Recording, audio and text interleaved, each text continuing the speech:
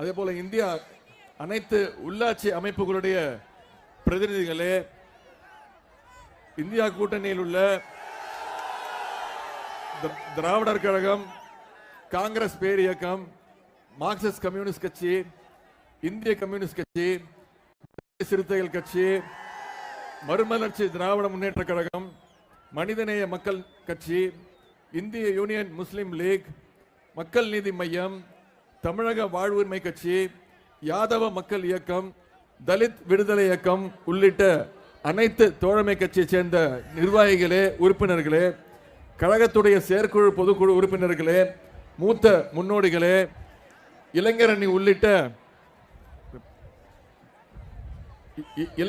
உள்ளிட்ட அனைத்து அணிகளுடைய நிர்வாகிகளே, உறுப்பினர்களே, பெரியோர்களே, இங்கு பெருமளவில் கூடியிருக்கக்கூடிய, எழுச்சியாக கூடியிருக்கக்கூடிய தாய்மார்களே, அக்காக்களே, தம்பிகளே, தங்கைகளே, பாட்டிகளே, அம்மாக்களே, முத்தமிழக டாக்டர் கலைஞருடைய உயிரினும் மேலான அன்பு உடன்பிறப்புகளே, அத்தனை பேருக்கும் முதல்ல என்னுடைய வணக்கத்தை நான் தெரிவித்துக் கொள்கின்றேன். நான் இங்க வந்தது நம்முடைய சென்ற முறை நாடாளுமன்ற தேர்தலுக்கும் வந்த பிரச்சாரத்தில் ஈடுபட்ட அண்ணாதுரைக்கு வாக்கு கேட்டேன். சென்ற முறை 3,05,000 வாக்கு வித்தியாசத்தில் அவரை ஜெயிக்க வச்சீங்க.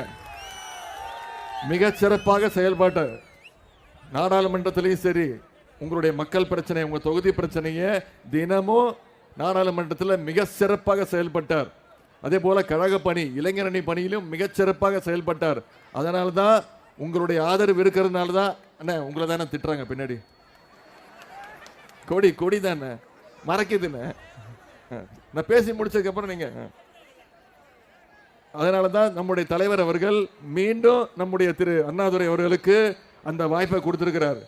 சென்ற முறை 3,05,000 வாக்கு வித்தியாசம். இந்த முறை எவ்வளவு வாக்கு வித்தியாசத்தில் ஜெயிக்க வைப்பீங்க? அதெல்லாம் சும்மா சொல்லிட்டு போயிடுவீங்க, செஞ்சு காட்டுவீங்களா?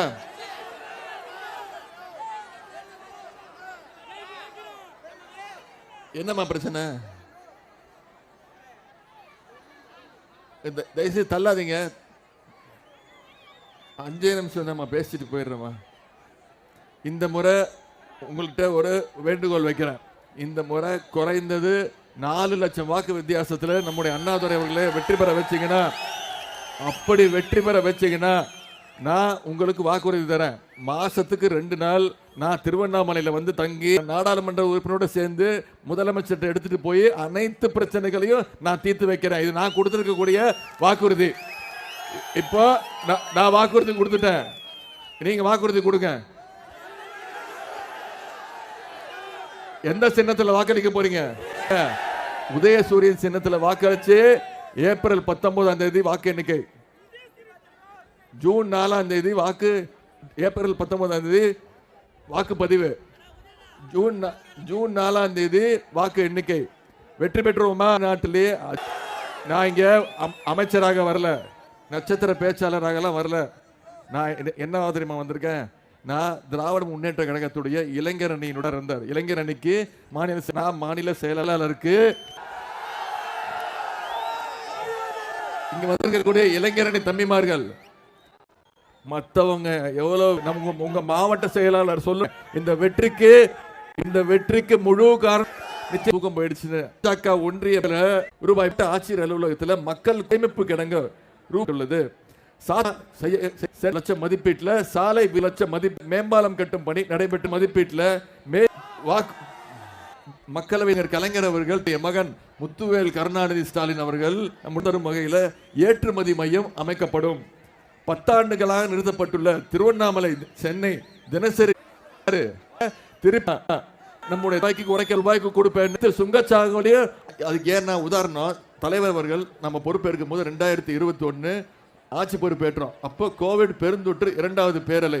உங்களுக்கு தெரியும், மோடி என்ன பண்ணாரு? ஒண்ணுதான் பண்ணாரு. கோவிட் பயந்து ஓடி போயிரும் சொன்னாரா இல்லையா? நீங்க நிறைய பேர் பண்ணிருப்பீங்கல்ல, பண்ணீங்களா? கோவிட் இந்தியாவுக்கே வழி. அப்போ தேர்தல் வாக்குறுதி திட்டம் பஸ் ஃபுல்லா பேர சொல்லி ஸ்டாலின் பஸ் தான் கூப்பிடுறாங்க. அது மட்டும் இல்ல, 1ஆம் வகுப்புலேருந்து 5ஆம் வகுப்பு வரை படிக்கக்கூடிய குழந்தைங்க காலையில ஸ்கூலுக்கு வரணும். அவங்களுக்கு கல்வி ஊக்கத்தொகை மாதம் 1000 ரூபாய் ஊக்கத்தொகை புதுமை பெண் திட்டம் இதுவரைக்கும் மக்கள்கிட்ட எடுத்து கொண்டு போய் சேகமா கொடுப்ப சொல்றோம். ஈடுபடுவாரு, சாதனைகளை சொல்லுவாரு. மக்கள் ஈடுபட்டு